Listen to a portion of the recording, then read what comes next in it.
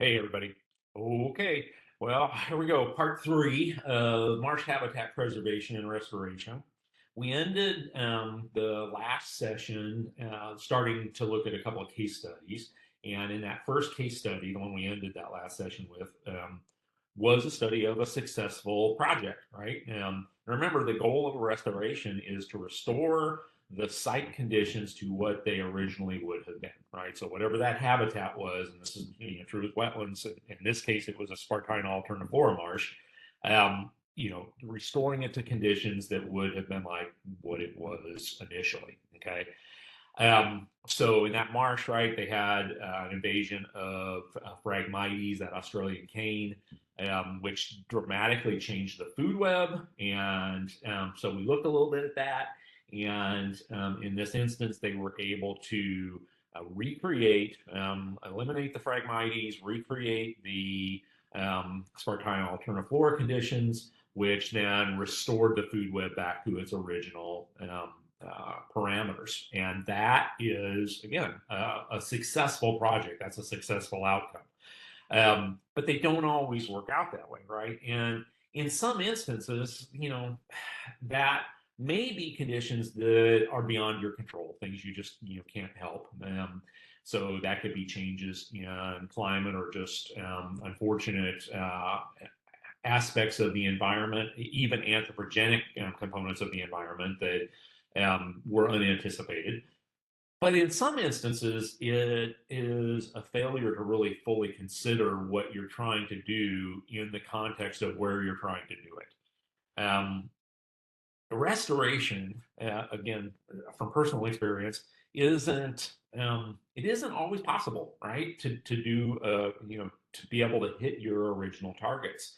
In some instances, it's either too cost prohibitive. Sometimes it's just not possible. It's just not, the conditions have changed so much that what was originally there, you're not going to be able to successfully bring it back. So, in order to be successful, you've really got to evaluate what those conditions are, what your targets are, and it takes thorough planning on the front end in order to achieve your objective. And you have to be realistic about your considerations in terms of, is this really plausible? Okay. Um, so in this instance, for this particular study, they looked at a restoration site. In this instance, they were trying to create a Spartina marsh for nesting habitat for this endangered clapper rail. And there's a lot going on in these sites in Southern California now. The caveat here is I haven't done a lot of work in that particular area, but I have done some work in similar areas where you have conditions that are the underlying conditions are quite different from what you're trying to do. And that creates a big barrier, if you will, to get where you're trying to go. So in this instance, they wanted to create these marshes that um, had the tall Spartina variant. Remember, we talked about that earlier on in the semester. So those tall variants, which are favorable for these clapper rails to nest. Um, and so in order to do this at these particular sites, which typically have um, kind of these remnant, older depositions of sandy sediments. And that's really all that's available in these areas where this particular project took place. Um, it just doesn't really lend itself very well to the creation of these particular marshes for a variety of physical and chemical reasons. But and you can look this up and spend a little more time on it. But the outcome of this was they were able to successfully get the Spartina to colonize, but it took a long time, and really only one area of the entire complex actually achieved the height requirements that were optimal for those clapper rails to nest. So the question is this a successful restoration? Well, in some ways, yeah. I mean, they were able to establish, the Spartina Marsh, and even the areas where you didn't hit the height objectives, there's still some benefit to that. So you'll still get some water quality benefits. You might get some other habitat benefits that would benefit other aspects of the community. But in this instance, the lag time is significant to get that height. Because remember, Spartina in particular, they put a lot of energy in those first couple of years to generating shoot biomass, right? And so you get really tall shoots and you get high density. Well, that's optimal for those clapper rails, but in this instance, they didn't get that. And that's because, in part, that the site conditions, the underlying soil environment, was not optimal for those Spartina. And consequently, they didn't really, it took a long time for the Spartina to establish, probably through soil conversion. I'm speculating, but probably as the Spartina actually started to convert the soils, the soils became more, they were better utilized by the Spartina, right? So, um, but even there, they still, within this 14-year period, they still didn't quite get there. So personally, I would consider this a fail. My understanding is that the clapper rail nesting didn't meet its targets either. I, you know, one of the things you have to consider is that background. Something else you have to consider is does the marsh, well, when you're creating these communities, you need that diversity in order to, you need all those other community members, right? You're trying to recreate a complete community. So you need all these ecologic niches to be filled. You're trying to get to that climax community. This isn't there. And it's questionable whether it'll ever get there. In many instances where habitat restorations, including marsh restoration, they don't fail immediately. Oftentimes they fail sometimes a decade or more later, and in many instances that has to do with the site conditions not being optimal, and consequently you don't get all of the community diversity that you need for it to be a complete community. And so it's never as resilient as it could be. So it's not as hard for that marsh or other habitat, if you're talking about a different type of habitat, to succumb to other disturbances, right? So you really have to be very thorough in the planning for these kind of things. And you can go back to Ben Franklin, failing to plan is planning to fail, right? Okay, so in this third case study, we're looking at a regional level evaluation of compensatory mitigation sites. Again, this is out in California. And really, they're asking two questions here. Number one, do the restoration projects comply with their permit requirements? In other words, legal success. And then second, do they achieve ecologic success? Right. So this looked at wetland restoration projects from 91 to 2002. And much like the Houston Advanced Research Center study that we looked at a week or so ago, where they looked at success in the Upper Texas coastal area within the Galveston district, this is similar in that context, in that you have to go back and look at these permits after they're administratively complete and things have been in place a while, right? Because that's really the only way you can tell if they're going to meet their ecologic success. And in some cases, some of these permits, you have to let them get through the compliance and enforcement components and all that sort of stuff. So most of the time, when you look at these kind of studies, you're looking at data that is somewhat historical. In any event, so they looked at these sites. Oh wait, and you can see that. Where's my pointer here? Gosh darn it. All right, here we go. So you can see these are spread all around California, but a lot of these sites are in the coastal counties here. Okay. So the first part of the study was, did they meet, did these projects comply with their legal requirements? In other words, did they meet legal success?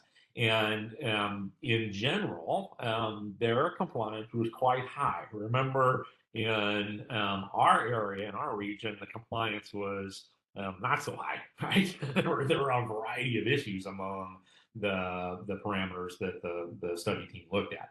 Now, I will also note that this used a standardized process that is utilized in California, the CRAM method. We'll talk about that in a second. But so a little different from the study that the way the HARC study was structured, but generally looked at similar kind of parameters. Okay, so in this instance, right, we had fairly high compliance rates. Uh, all right. So then the next question is, do they meet ecologic success? Success, not success. Success. So they used this California Rapid Assessment Method. Now, let me pause here for a second because a lot of states have their own assessment methods that are native to their administrative programs.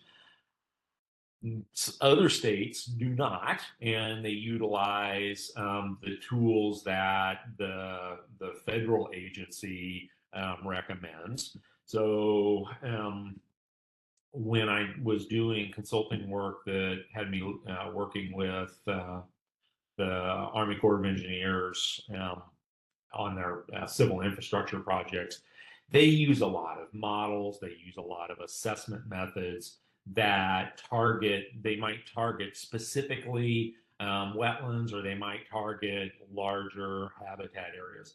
And a lot of agencies have these that are utilized specific for their habitat. So the U.S. Fish and Wildlife Service has, their methods that they like. NOAA has theirs. Again, the Corps of Engineers has a lot of those, and they develop many of their own. So I actually was fortunate to be able to work on an evaluation team looking at the success of one particular methodology in Upper Texas that had been developed for marshes in Louisiana. Was it applicable to Texas marshes? So there are a lot of these tools out here, I guess is where I'm going with this. So this particular one uses four main attributes. They look at buffer and landscape context, they look at hydrology, they look at physical structure and biotic structure, right? And then they scored on this 100-point scale, right? So going back to our question, do the restoration projects that they looked at that were part of these compensatory mitigation requirements, do they meet ecologic success? Well, it depends, right? Some of them did, some of them didn't. In this particular instance, this particular project, the mitigation actually didn't do anything to the stream itself. Now they did plant willow trees, and I'm not sure exactly what type of willow they utilized in this particular instance, but there are a variety of willows actually that are native to our area that we utilized. Project I worked on with Harris County up on Buffalo Bayou, we utilized willow as part of that. So they planted this willow along the edges. Now, they didn't do anything to the stream, but that was actually considered in the CRAM evaluation. And in this instance, it scored 78 out of 100 points. So pretty good, right? Just some tweaks to an existing site made enough of a difference that it scored relatively well along that 100-point sliding scale, right? So if you look here, it would have been in the good range, not excellent, but in the good range. Okay. All right. So here in this instance, they reconstructed a channel, and they actually moved the channel. The new channel is wider, and it does have a little bit of a floodplain here. I wouldn't say this is an extensive floodplain. And apparently the evaluators didn't either, because in this instance, it only scored a 51, right? So substantively less. Let me scoot back here. I should put this table on each slide, huh? So here you can see it's in the fair margin down here, right? Okay. So then here's another one where they did some planting, and there was never a stream here, but essentially they were shaping runoff to take it through this kind of vegetated, semi-arid landscape. And you can see that there's actually some, there's a fence here, and it's got a sediment, looks like a sediment or silt curtain here. Slow the water down as it's going down, and that indicates that has been some significant erosion along that hillside, probably during rainstorms. This is not unusual in that part of the country. In fact, some of the projects that I've again had the opportunity to work on in some capacity out in the western United States, where they're semi-arid, when you get rain, a lot of times it can create significant problems in terms of the movement of soil, right? If you've ever seen during the monsoon season in Southern California, where they get those big Pacific fronts that come in and they drop a lot of rain, you get those huge mudslides, right? Well, this can essentially happen anywhere.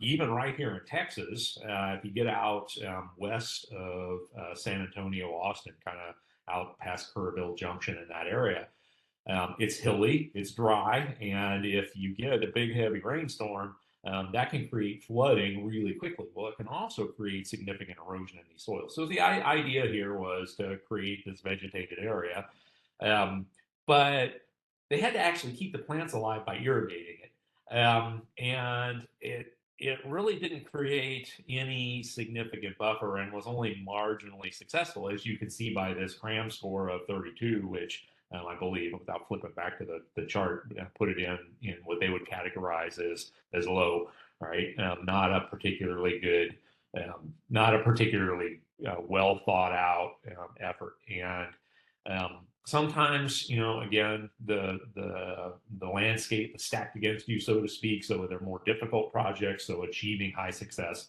is more challenging. But in some instances, the nature of your implementation of the project, right? How you execute that can be a factor as well. And I would suggest that this is probably that kind of thing. So more xeriscaping, with plants that didn't need irrigation as much might have been a factor. Looking at landscape conditions, this might not have been the right approach for this particular area as well. I can't speak to that because of my project, but um, all right, so here's yet another one. This one scored even lower.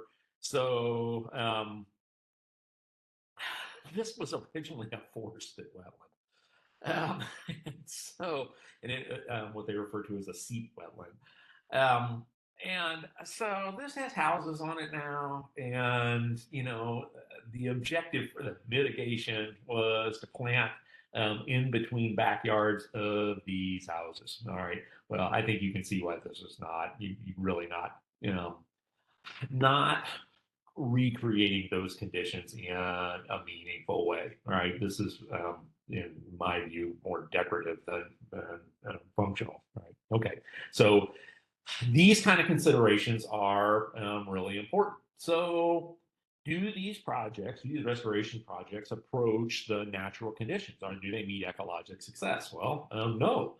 Only 19% of the projects had an optimal score, and vegetation criteria were generally met, but the landscape and hydrology criteria were where you see fails.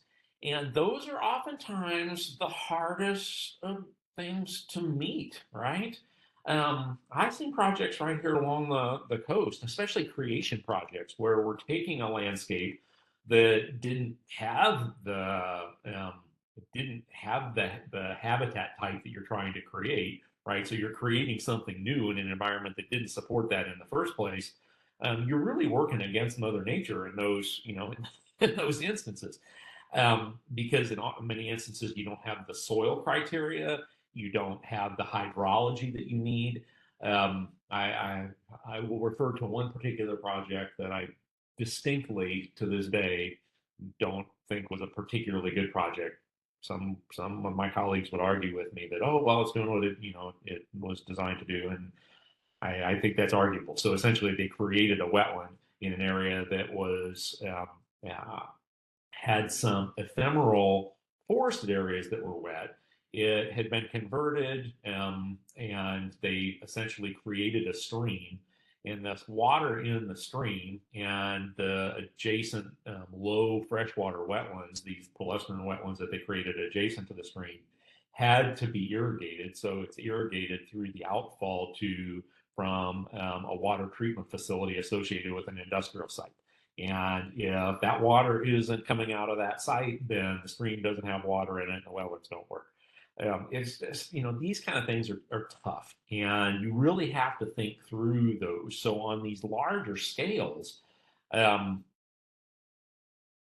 you've got to think through what's the expense of it. Is it something we're going to be able to manage and maintain? Are we going to be able to successfully do it with the hydrology and the landscape that we have?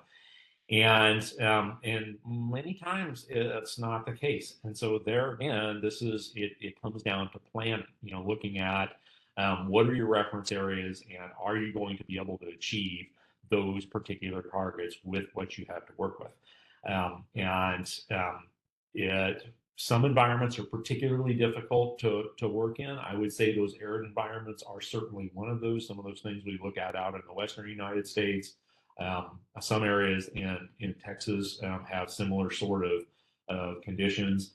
But we're fortunate actually here in coastal Texas that our environments and soils generally give us a little bit of a head start. And so restoring those to original conditions is tends to be a little more successful just because we've got a better environment to do that in with the types of habitats that we're shooting for. But again, you have to plan. You have to do the groundwork. Ha ha ha. Right? You have to do that before you head down this path, or you're generally gonna fail.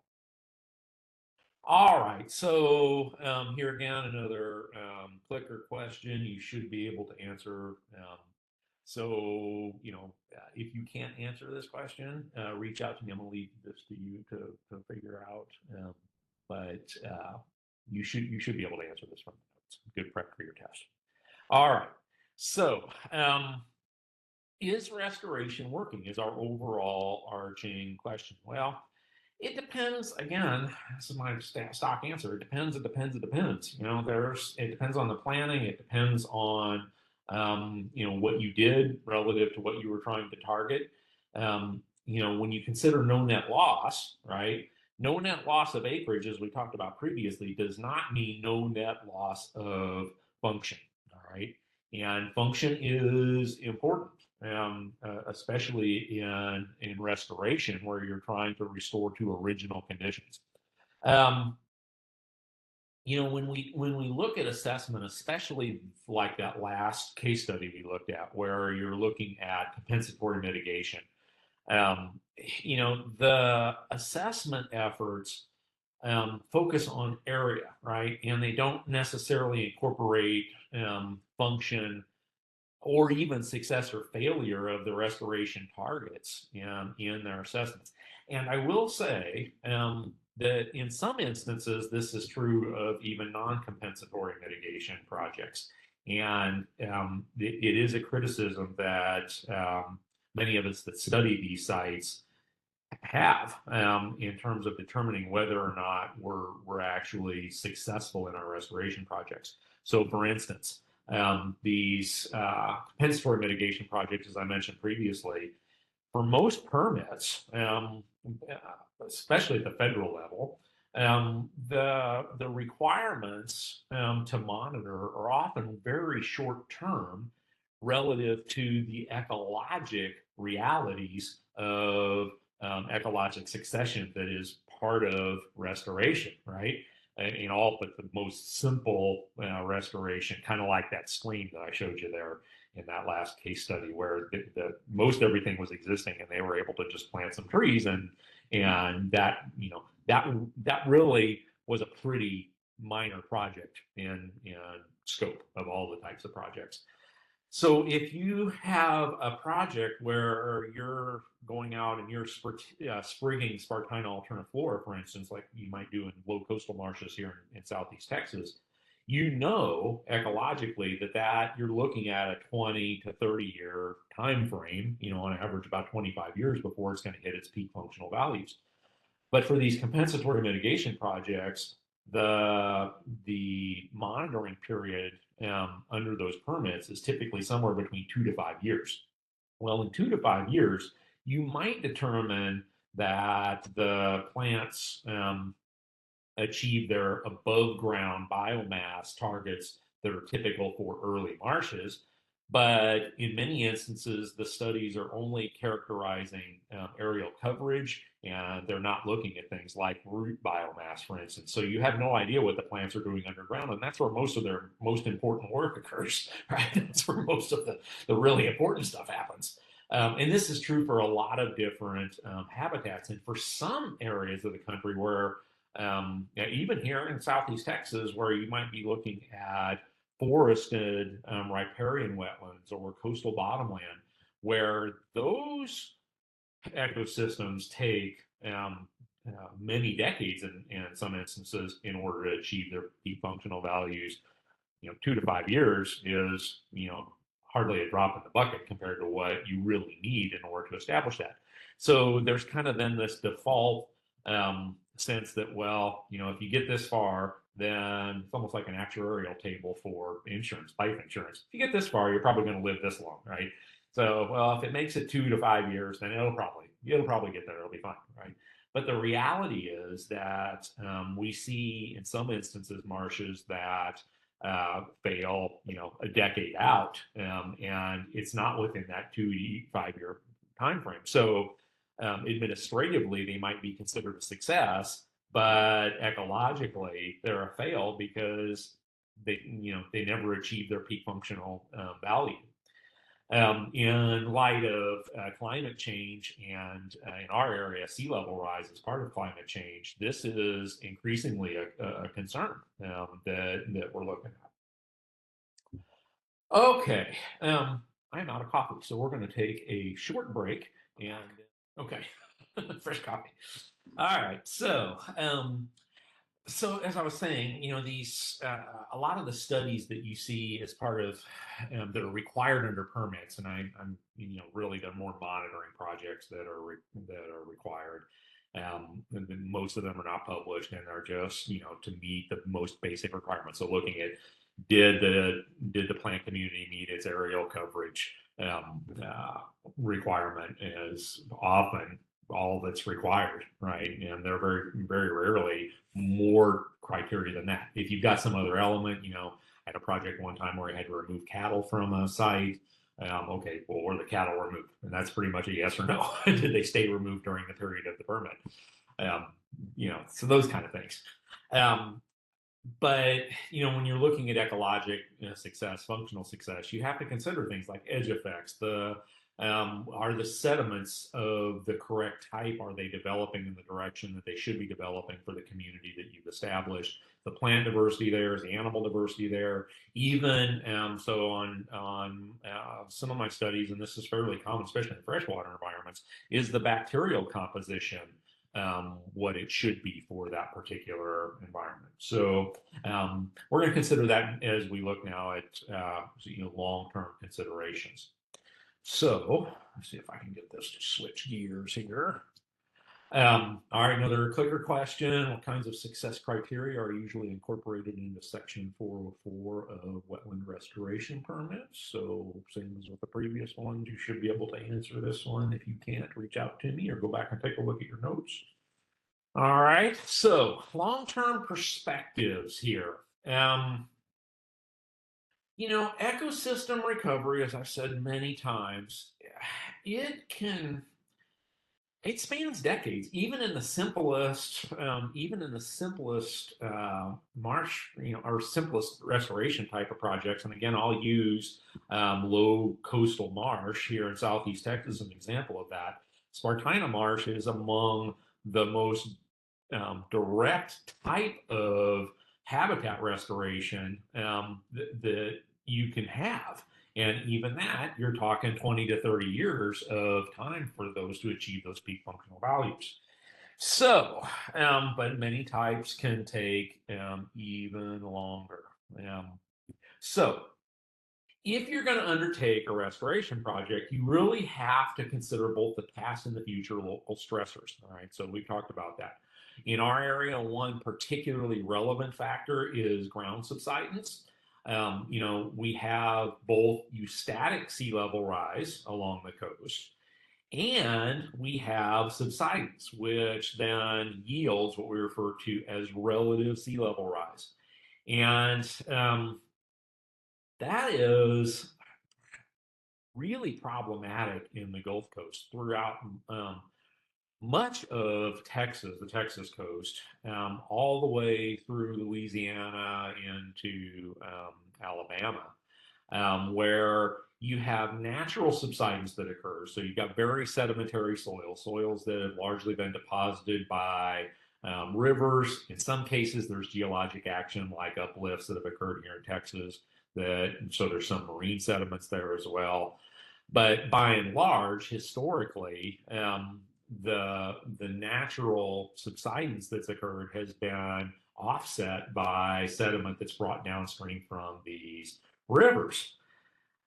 So in the case of the Mississippi River, for instance, in Louisiana, the dams that have been put into the river and its tributaries throughout, again, the watershed is fully 1/3 of the continental United States. You factor in all of these dams, the sediment that gets down to the mouth of the Mississippi where it meets the Gulf of Mexico, sounds like a song. Meets the Gulf of Mexico.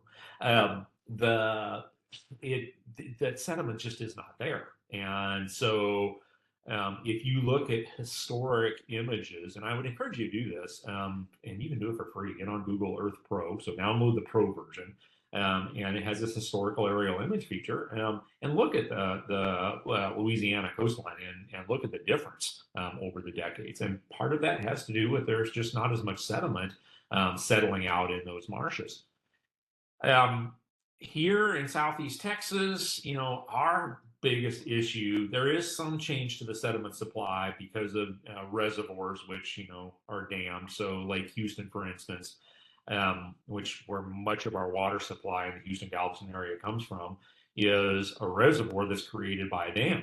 And so the sediment that would otherwise come down the river, come down the river and exit into Galveston Bay and eventually find its way out along the coastline, yeah, it gets trapped in the reservoir itself, right? Um, that's a problem for the reservoir. It's a problem for drinking water supply, and it's a problem for these coastal biologic communities. Also, we have exacerbated it by the withdrawal of groundwater. So historically, areas that were not close to a surface water supply, people sunk wells.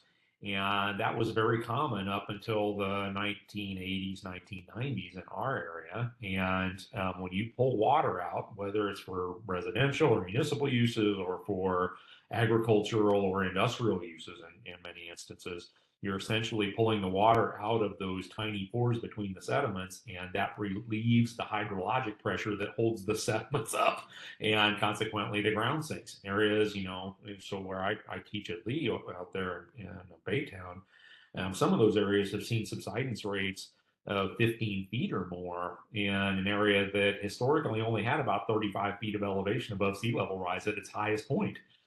That's a lot of loss, right? And certainly exposes you to issues with storm surge and those kind of things. So, as an example, right in Baytown, at the lower part of the Houston Ship Channel and the San Jacinto River where they meet, there's a little embayment there called Burnett Bay.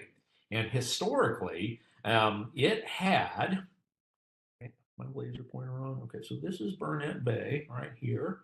And Lynchburg Ferry is kind of over in this direction. And this area used to be in the 50s. You can actually see roadways in here. It developed into a really nice subdivision. It was developed by the Humble Oil Corporation, which I think turned into Exxon. I can't spell all that out. You'd have to go back and look at that a little more carefully. But I want to say that Humble Oil either turned into Exxon or got bought out. But anyway, they developed the subdivision, the Brownwood subdivision there, close to where their Baytown facility is, for their executives. And the houses there were really nice for the time. So not the palatial mansions you see in some places now, but these were nice homes, and they were on the river, which was considered to be a very nice place to be, and all was good. What they didn't realize what the ground was that the ground was sinking, but you see it as you look at images as you move forward, right? You can see, okay, so here's the shoreline in 1953. You can see how over time the ground in this area was subsiding and the river was opening up and widening substantially. And that was cutting into areas that had historically been shoreline, now were shallow open water, exposing inland areas that had previously been protected to these waters, which then would increase erosion along those shorelines. But also, this area was sinking as well. It wasn't just right here. This wasn't a localized thing that was just happening where the water was. It was happening throughout the entire area. Um, I think I showed you a slide on a previous lecture looking at the two big subsidence bowls in the Houston Galveston area. One was at the epicenter was right in Baytown. The other one was down in the Texas City Galveston area. Right? Yay! So, in any event, you can see this sinking occurring, and over time, it continued to open up and continue to open up well into the 80s and early 90s. Here you can see what it looks like in 2005. And here we are in 2016. And so I actually, when I was still with the Galveston Bay Foundation, we did a restoration project in Burnett Bay. It was about a $1 million or $1.5 million project. I helped with the toxicology component of it because this bay is right at the end of the Houston Ship Channel. If you get on Google Earth and you look, you'll see it looks like a catcher's mitt on the end of the ship channel. So we had some concerns about whether or not there were toxics that would have accumulated in this bay. So we examined that before we chose to move forward with the restoration to be sure we wouldn't be putting anybody in harm's way. Um, in any event, so the problem with the Brownwood subdivision throughout this time was the whole area was sinking, and that made it more exposed to things like storm surge. And the kind of the breaking point for hurricane storm surge happened in 1983. So we had a storm that came through. I was 83. I would have been in middle school aged, I think. Um, and so we lived in a trailer down there in Galveston, and I remember this storm, but I didn't realize we actually did pretty well. The trailer wasn't hurt too bad. A grapefruit tree that was at the back of the park, threw grapefruits all over the place in the back of the house. Was covered in grapefruits, which in my adolescent boyhood was very funny to me. But I didn't realize the tragedy that was unfolding just 50 miles north of us, which in this subdivision they had been having problems, increasing problems with flooding in this subdivision over the preceding decades as it was slowly subsiding, but they weren't really putting two and two together. So, they'd have these floods, houses would be damaged, they'd rebuild, you fix them, and then a few years later they'd have more flooding. And then, those events kept getting more and more frequent. We're seeing that in Houston today and some other areas. So if you look along Brays Bayou, for instance, and up in the Meyerland area, more and more often we're seeing those kinds of issues. Slightly different reason, but my point is that sometimes we're kind of like the frog in a boiling pot, right? We started out in a nice, cool pot of water, and then as it heats up, we're kind of oblivious to it until it's really kind of too late. And in 1983, the Hurricane Alicia came through, and that pretty much flooded it to the point that it was impossible to recover from. And ultimately, um, the property was condemned, reclaimed by the city of Baytown. I can't remember if there were buyouts or not. You'd have to go back and look at that, but if you're interested. But my point is that it became, it was just too damaged. And so now it is where the Baytown Nature Center is. And actually, there are still some of the original roads there. So I do sometimes take students over there. It's kind of it's not a pristine area by any sense, right? When you have something that's been this developed, that was a very major disturbance in what otherwise would have been kind of this riverine ecologic habitat that would have had some forests on it, would have had some, so it would have been, riparian and coastal bottomland forest. There would have been some open areas with blustering wetlands in them, and would have been actually kind of similar to what you see at Armor Bayou Nature Center. So it was dramatically altered. It is a habitat that is in recovery. There have been efforts to do restoration on it, low marsh restoration using Spartina alterniflora, which wouldn't have been very common along that part of the marsh. So I'd say it's less of a restoration and more of a creation, but does provide value in terms of ecologic benefits, water quality, and that kind of thing, and has a higher degree of being successful considering the conversion that occurred. Okay, so here you're seeing a picture of my friend Jerry Hamby. I taught with he and his wife at Lee College for many years. They're now retired. But he'd taken his students out here to that Brownwood subdivision, and as it is today, so as I said, it's the Baytown Nature Center, and he's standing next to a swimming pool, and you can see how much the ground has sunk around that pool, right? So this is the kind of thing you're looking at, and in some areas on that property, the subsidence levels were even greater. They have this great area out there. It's a hill essentially. It's got a trail that walks up it, and it's back at the original elevation of the site, and the hill is like 30 feet tall, and it's actually got a marker on it that shows where the water level was, for instance, when Hurricane Ike came through in 2008, which wasn't all the way to the top, by the way, even though there was 19 feet of water in that area when Ike came through. So in any event, my point here is this, that we are in an area that while ground subsidence has slowed down significantly since this occurred, and that's largely attributable to the creation of the Harris, Galveston, Brazoria area subsidence district, and you can look them up, and they're still in operation. This is a semi-governmental organization that controls groundwater withdrawal. They are largely responsible for why we are now mostly on surface water, and that the subsidence rates have slowed dramatically as a result of that. So it's a good thing. But they haven't stopped entirely because there's still natural subsidence occurring, even without all of the anthropogenic additives, that we were creating through groundwater withdrawal. So you have to realize that when you're doing a habitat restoration project, that you the elevations you're starting with are not the elevations you're going to have, the base elevations, rather.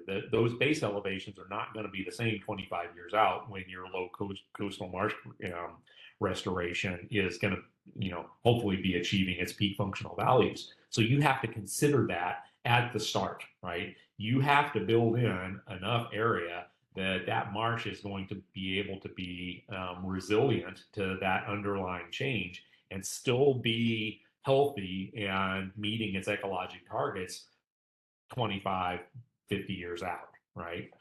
Infrastructure projects that I've worked on typically have lifespans of 50 to 75 years as our built-in structural designs. So our marsh projects need to have those same types of timeframes built into them at minimum, right? So it's a significant, it's a really significant issue. You can read more about Brownwood. I put a little link down there to a newspaper article, and there's a lot of stuff out there. It's really, if you look, so that's where that Brownwood subdivision is. And if we go just south of there, you'll see another area that has suffered from significant subsidence. Now, again, in our area, the greatest subsidence, so the center of, we call these subsidence bowls, the center here, epicenter of that was right in this Baytown area, but areas all around that were in fact affected. And if you look at topographic maps, again, if you look up ground subsides in Houston, you'll find all kinds of these maps that map out what the losses were. Those extended through the entire area, including under the bay itself, right? So even shallow water areas got deeper over time. And then there was another one down here in Texas City. It wasn't quite as big as this one, but still significant, that stretched all the way into Galveston Island and under West Galveston Bay. So in Armand Bayou, so this is right close to my house here, um, it's seen, about 3 meters of subsidence, and the historic shoreline of the bayou has changed dramatically, and it's pretty interesting because you can see changes in the form of fences that at one point had subdivided pasture land, because much of Armand Bayou, where the nature center proper is, used to be a farm. Um, for a long time. And so there's still fence posts, that were in the ground in the 50s and 60s are now out in the water, right? And that is a result of these changes that occurred. So the historic shoreline and where the original channel was have changed really significantly on both sides of the channel. Um, So in the 1950s, there was a lot of riparian forest, so it was more woody along the shoreline. As I said, the channel was considerably more narrow, and there was also a lot of marsh in the shallow areas of, no, pardon me, the shallow areas of the bayou itself. So it looked vastly different than it does today. And if you again, I encourage you to go back through historic aerial imagery, Google Earth Pro. So the Pro version, it's free today. It used to be like $500 for a subscription years ago. Now it's free. Get on there, and you can access a lot of aerial images for free, right? So there are only really a few patches of marsh that were left by the 1970s. And what we're seeing is active restoration efforts, many of them in partnership with the Armand Bayou Nature Center, to restore these areas and expand those marshes out. In fact, much of the area immediately south of the Armand Bayou Nature Center in the bayou have benefited from significant restoration efforts, utilizing native species to recreate that marsh, and it has become a mecca for a wide array of wildlife. So they do a really nice uh, pontoon boat tour out there. Also, you can take kayak tours of that area, and it's beautiful. If you take the pontoon boat tour, you might meet a nice old guy that sometimes serves as an interpreter on the pontoon boat. So I'm sure he would look forward to seeing you. All right, so um, the important thing here is that the the restoration in these areas is possible because of that slowed subsidence rate. And again, much credit to the Houston, Brazoria, Galveston area subsidence district and the effort that was put into slowing down this subsidence, reducing those anthropogenic components of subsidence that were responsible for so much of these losses that occurred, which have allowed us to go back in and do some significant marsh restoration, right? So when you do a comparison from the 1950s to 2012, you can see, well, number one, there's been some development in this area since the 1950s. For instance, where I live wasn't here at that time. Um, but um, but you can also see, areas along the bayou, how those have changed, where the natural channel was. You can see that that resulted in the loss of marshy areas, which then allowed for the wooded areas essentially became closer to the shoreline, and that really changes the mosaic of habitats that are there. And on top of that, this area was uh, hugely impacted by invasive species. One of the most critical ones, especially on the prairie, was the expansion of Chinese tallow. But if you go along Armand Bayou, you'll see a wide variety of other invasive plants, from water hyacinth to elephant ears, you name it. There's Phragmites in some areas, right? So this is an area where you have a lot of people, and that exposes these natural areas, especially when they suffered disturbance of this level, to potential for significant invasive species encroachment. Okay, here.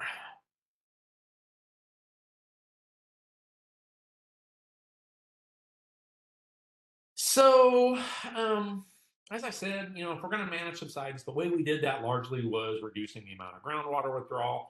Also, there was some reduction in petroleum reserves. Now, I will say that the nature of how we withdraw petroleum has changed quite a bit, and some of the historic oil fields, like the Goose Creek oil field, are not nearly as productive today as they had been. Part of that had to do with these efforts. Part of it had to do with just shifting markets. But nonetheless, it's had a very positive impact in our area, and that has allowed some compensation by natural sedimentation to rebuild some of these marshes. Although, again, that sedimentation isn't nearly what it had been because we've dammed up a lot of the rivers. So what you see is augmentation through things like dredge projects. So the ship channel, and like all channels, has to be maintained from time to time. So you see when they do this dredging, they'll actually utilize that dredge material beneficially now. So this is referred to as beneficial uses. And so you move this material into, in some cases along the ship channel, if you look on an aerial, you see these kind of weird shaped islands that are kind of rectangular. And those are beneficial use marshes that were wholly constructed out in the middle of the bay, and they're used as dredge deposit, and then they're planted, seeded typically. And once they've had time for the sediments to consolidate, right? Once those sediments have consolidated, so they've the particles have had time to settle, and the water's been moved out from those sediments, and you've got enough material in there to hit your target elevations, you can seed it, and they turn into these beautiful marshes. They're islands. That helps isolate them from predators. That makes them have more utility as nesting habitat, for instance, for colonial water birds, among other things. They're really neat sites out there, and a great use of that material. But they're not inexpensive, right? Costs can be really high, and I would suggest that this 20,000 might not even be, might be on the low end of what you'll see for some of these types of habitat efforts. Again, because of sea level rise. So, here again, we've got both localized or relative sea level rise on top of, because of that subsidence, on top of our typical eustatic global level sea level rise. And we expect that's going to continue to happen. So when we restore low marsh, um, we have to consider those targets. I used to chuckle because there was a time, sort of been 20 years ago, where the the the flavor in our state was, climate change isn't happening. These are just normal things that are happening in the background. Don't worry about this, kind of thing. On the surface level, documents that were put out by the state government, and but so in some documents, you couldn't mention sea level rise, state reports and that kind of thing. But it was telling that in state level grants or federal pass through grants, if you were doing construction, one of the things that the state required is that you considered sea level rise as part of your construction um, uh, design and evaluation, right? So you had to plan for that because they didn't want to dump a bunch of public funds into the water where it was going to be sunk. So there was a little bit of what's the word I'm looking for? well, you can substitute your own, right?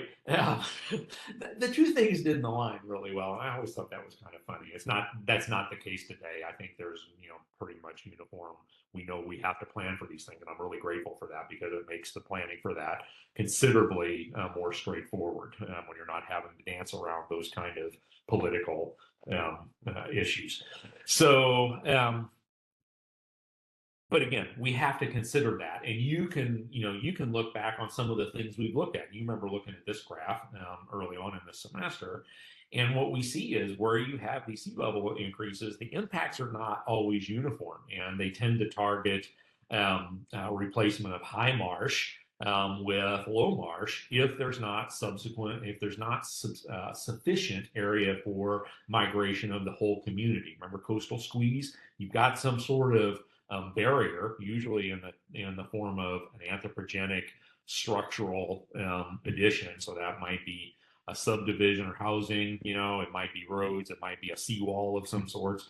When those plants can't move any further uphill, then as sea level continues to rise, that band of plants is going to get narrower and narrower. So you have to consider those things in those restoration efforts. Um, Okay, so this essentially gets to that, but we see this in a variety of areas across the coast. Where we've developed too close to our coastal marshes, in part because of ease, because of how things are covered or not covered under the, protected or not protected under the Clean Water Act, that made some areas more developable because they were cheaper to develop because you didn't have to get all the permits and do compensation and all that sort of stuff. Um, and not taking into consideration the importance of the whole mosaic of habitats that you typically see. So, in other words, we didn't understand subsidence, we didn't understand how it was occurring, and we weren't thinking forward enough to understand that as the ground subsided, those communities needed to move somewhere. And while I don't have it in this particular presentation, if you look at the economics of these coastal marshes from the shoreline, actually even the submerged plants in many areas, all the way up to the forested riparian wetlands or coastal bottomlands, the economic impacts of those communities to us directly through provision of a number of ecosystem services that we otherwise either don't have anymore or we have to replace them at significant cost, oftentimes with mechanized services or reconstruction in the form of restoration or creation.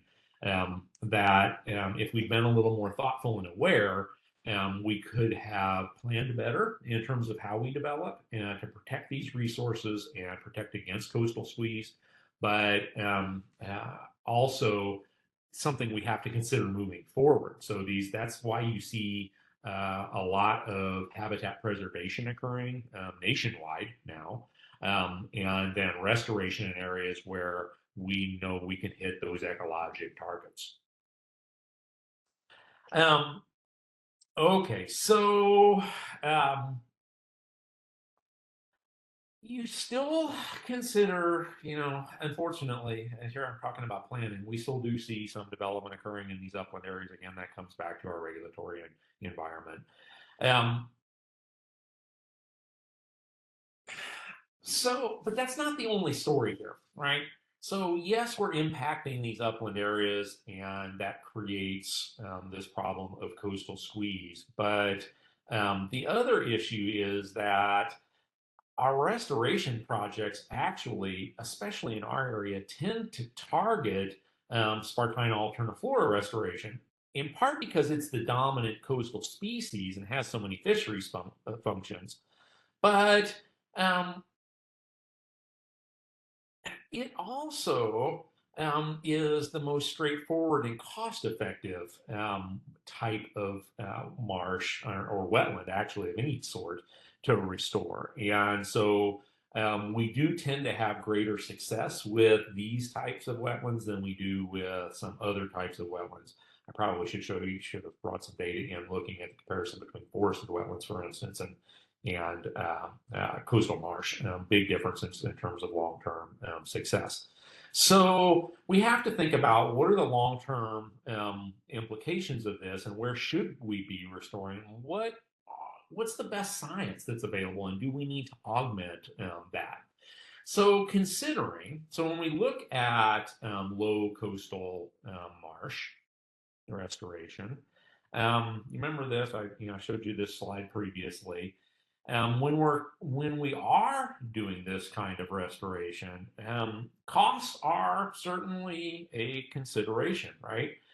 We have to consider, that the simplest methods are often the cheapest methods. So terracing, for instance, but they have the least um, significant outcomes in terms of ecologic targets, right? So they produce less fringing marsh, they less vegetated area overall than some of the more expensive projects. And it's harder to accommodate for things like subsidence and sea level rise with some of these cheaper methodologies. So terraces, remember, they're narrow, relatively narrow bands, and I'll show you a couple here in a minute as we look at a study of mine. The So they don't allow for a lot of opportunity for upward migration, right? So even if you've got a terrace wide enough that it'll support low marsh and support mid or even high marsh, over time, if you've got sea level rise occurring, whether it's only eustatic sea level rise or relative sea level rise like we have along the Texas coast, there's really only so much area for those upslope, mid and high level marsh communities to move to before they get squeezed out. And in this case, it's not because there's a hardened surface there, an anthropogenic surface. There's just, you get to the crown of the marsh and there's no more upward to go, right? That's less the issue with some of these other types of habitat creations, as we'll see, which can accommodate more space for migration, but also tend to be better at sequestering sediments, and so are kind of self-healing to a greater extent than some of these lesser expensive methodologies are. So I had the great fortune of partnering with a handful of folks to conduct a semi-long-term study in Pierce Marsh. So Pierce, if you're not familiar with it, is in the Hitchcock area. I think I showed you a map before, so it's adjacent to where Bayou Vista is. In fact, you can pretty direct boat access from Bayou Vista into Pierce Marsh. And historically, it had been kind of a mix of low, mid, high marsh. There were some uplands in there. There was quite a bit of cattle grazing that occurred in that area. And then when subsidence really started to pick up in the 60s, again, this is part of that Texas City subsidence bowl. A lot of those higher areas were lost. There was quite a bit of subsidence. The ground movement wasn't nearly as dramatic as it was up in Baytown in terms of the elevation change, but it was enough to take plant communities that weren't well adapted to their new aquatic environments or deeper environments in the case of already aquatic environments, right? So we did this study. It was a partnership between the University of Houston Clear Lake. Oh, you know what? I forgot to put Lee College in there. Anyway, Lee College was involved in part of that. The Galveston Bay Foundation, Houston Advanced Research Center, Black Cat GIS. So it was a big partnership. A friend of mine here at Anna Galveston also did some work out there kind of alongside of us. We had a couple of funding sources over the time frame, amounted to about $130,000 that we spent on this study over this 10-year period that we looked at this marsh. And the data is published, so you can, if you want to read the study, you can find it pretty easily. We published in a practitioner's journal because we wanted the data to go right to the people that were making adaptive management decisions in the field. So I don't know if I've mentioned this before, but if you get to the point where you're publishing your own data, be sure to consider where you're publishing, what you're trying to accomplish with the data that you are producing. Okay. Again, the purpose of science is to inform decision making. So you need to consider, just like with these restoration projects, we need to consider where we're going with that restoration. When you're publishing data, you need to consider where you're going with that data. Who is your important target audience? Okay. Um, so we got out there and we did a whole variety of different things. We looked at plant communities. We looked at benthic macroinvertebrates. We looked at sediments, sediment composition. We looked at sediment toxicants. Particularly in this area, we were concerned about heavy metals. And so we looked at that. So we considered a variety of different metrics. And so this area, as I said, it's over there adjacent to Bayou Vista. Here you can see what the site would have looked like in the early 1990s. Yeah, so again, we've got a composite black and white image, not uncommon for this area. So here's Bayou Vista over here. And you can see areas of open water. You can see some of the upland areas here. If you go backwards now to the 1960s, you can see that at that time there was not as much open water surface and much more elevation and planted areas within the marsh complex itself. Now, it's still a marsh complex, so it benefits from water that flows in from Highland Bayou. There's some influx from West Galveston Bay here. So it has had that function for a long time, but the nature of subsidence still had a significant impact on it. So a lot of those historic habitat complexes were significantly impacted. So, through a combination of restoration efforts that started in the 1990s and are ongoing today, there were a lot of efforts to go out there and create marsh or restore marsh, rather, I guess, in a sense. Um, the restoration methods initially were targeted at creating terraces because that was at that time that was one of the most common methods. Actually, there was a concurrent project done behind the Galveston Island State Park that we've looked at previously, used this same method here. So this grid type, so square grids look like a checkerboard out in the middle of the water, right? And there are these kind of narrow berms. But here again, it's hard, even at that time, at these early efforts in many instances, um, it's trying to find my right words here.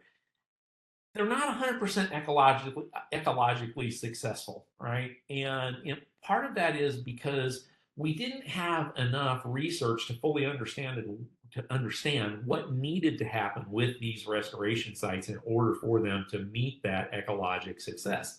And so the consequence of that was that we still had ongoing subsidence, and that had the effect of decreasing elevation on these sites, which drowned the fringe. It created then additional erosion along the fringe, which then narrowed the terraces as well. And over time, there just wasn't enough room for the biologic complexity that you needed for these to really be successful. So, some of these marshes just weren't really very successful in that endeavor. And then in this particular instance with the grid type marsh, it didn't allow for very much water ingress and egress. And so, because it's shallow, they tended to get very hot. They suffered from low dissolved oxygen. So they weren't very good fisheries resources, even as open, shallow water flats. So, some of these early efforts, we just didn't have the information needed. So these long-term studies, especially if you can go back to the same sites over a long period of time and watch how they develop, we can take that data and improve through the processes of adaptive management, not only new sites that we're looking to construct in the future by incorporating that new information, but in some cases you can recover some of these older sites. So I want to draw your attention on this aerial to this spot right here, because so here's that grid site that I was just showing you on that left-hand picture. I'm sorry, right-hand picture. So go back here. So that's this area. And, oh, no, it is this area too. Sorry. So in these two pictures. So that's this grid type marsh up here. And once they figured out, a lot of early a lot of our early knowledge came rather anecdotally. It wasn't through structured studies of these habitats. Rather, it was, we go out, we look, okay, that didn't work as well as we'd hoped, so let's try X. Um,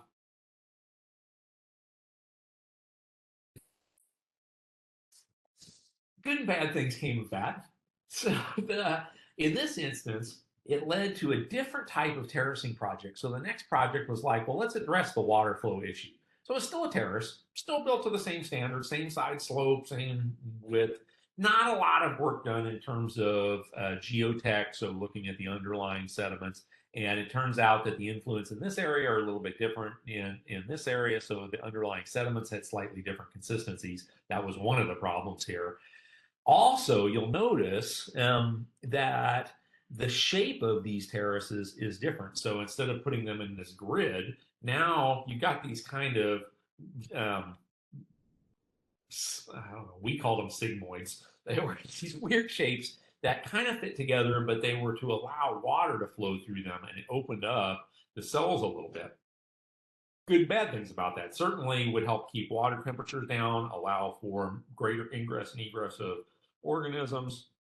However, by spacing them farther apart, it also increased the potential for wind-driven erosion, right? And the issues that we talked about with subsidence, ongoing subsidence, and not really understanding the geomorphology as well in these areas as we would have liked. Actually, these areas not too much further in the future. So you get out to 2013, and those sites had largely gone away, right? So here, 2006, 2007, you've got a relatively wide terrace. You've got a variety of marsh here. Now, what you don't see is already at that time we were seeing some erosion along the fringe, and the fringe was not very deep. I mean, we're talking about in some instances the side slopes being pretty steep and the fringe, so in that intertidal area, being pretty narrow. But by 2013, here we are back out at those same sites, and you can see one of my students, Zach, is out here. This is all but going away. In fact, we were scared to even pull the transects on them because just even walking on them was creating you would sink into the mud. It was just really completely coming apart. So you can see that when you do comparisons of, do aerial comparisons of these sites using a GIS on these aerials. And so you can see these original patterns. And you can see later that these are all but gone by that time frame. So, and that's not a very long period of time. We're only talking about 4 years between. Now, this site I want to say was constructed in 2004, somewhere thereabouts, right? So, this is something that really only lasted about 8 years from start to finish, and a lot of effort going in there to create those berms, to do the planting, and unfortunately, in this instance, not a success. So it highlights again the importance of really going in and getting hard data. So one of the developments that has occurred in this marsh now is the creation of these kind of semi-confined islands, and it's a pretty neat restoration design. So you can see up here at the top from some aerials, you've got terraces, long linear terraces that go around these cells. Okay, the terraces are planted. They're constructed much like the terraces I just showed you. But in this case, these terraces are not meant to be permanent. They're actually sacrificial.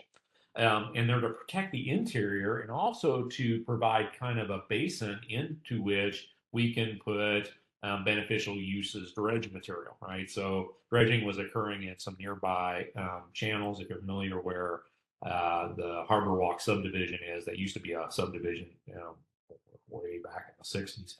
It was called Pelican Isles. I remember driving up there to see my girlfriend in Santa Fe, and you go past this giant pink flamingo along the side of the road that marked the entranceway. It was hilarious. So anyway, it's long gone. You can probably find pictures of it if you go online. In any event, they were redredging those channels to reuse those channels for the new subdivision, and we were able to use that dredge material to create these islands in here. And then later, they came back and did more dredge and fill in these cells with material from the GIWW. And you can see that it creates a much more natural looking marsh, right? With much more area for the marsh to accommodate sea level rise, so we could put higher areas in, much shallower slopes, and created for a greater mosaic of habitats and more opportunity for resilience. And because these areas are much greater with much more fringe, much more acre to acre planted habitat. Here, this is an area that's much more likely to be resilient over time. Also, much more geotech was done on this. So we had a much better understanding of what the underlying sediments were. So these projects are evolving, and these types of studies help us better understand how these are going to be successful over time, and even in a short period of time. So um, our study data in this particular study, Bridge 2008 to 2012, we saw some really pretty neat things. So we had a reference marsh in that area that was remnants dating back as far as we could go in the aerial imagery. And one of the things I want to point out to you is something we've talked about with these plant communities, which is the root to shoot ratio. And you know that many of these intertidal marsh plants, much like submerged aquatic vegetation, so seagrasses, much of the biomass is underground, right?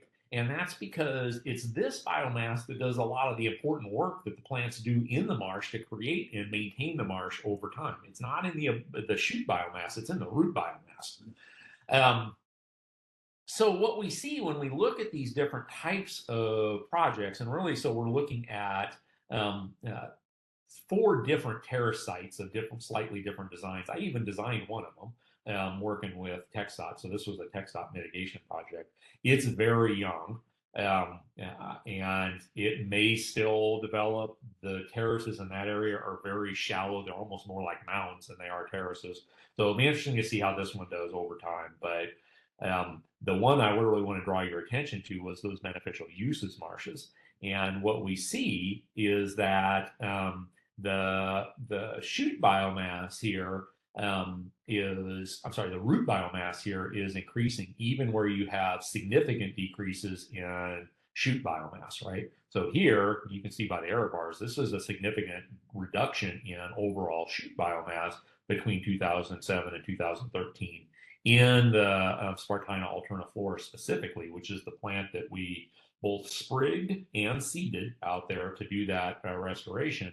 You can see that the roots are still developing. Now, again, this is a fairly short time frame, and we'll have to watch this because we still got more than a decade before it's going to get anywhere close to its peak function. But already, this is somewhat of a difference. Now, statistically, this is not significant, but the trend is very promising, right? And one of the things I want to point out is this was the only complex in this whole site, including this newer one, where we saw an increase of any sort, of root biomass. All of the others showed some loss. Again, in the reference site, it wasn't a significant, statistically significant difference, but there was definitely a trend there. So definitely a trend here as well. So that's one thing we'll see. One of the other interesting things we saw is when we looked at the benthic macroinvertebrates. I want to point out this is those sinusoidal sites that we saw. And one of the interesting things we saw is in that biologic community, we saw species, particularly Alida. So Alida is it's a kind of a transient species. So you see it moving to wherever the conditions are good. If you're familiar with ribbon worms, they're in that, they're kind of in that group of organisms. And so they tend to move, they tend to be a little more predatory, and they tend to be a reflection of degradation of sites.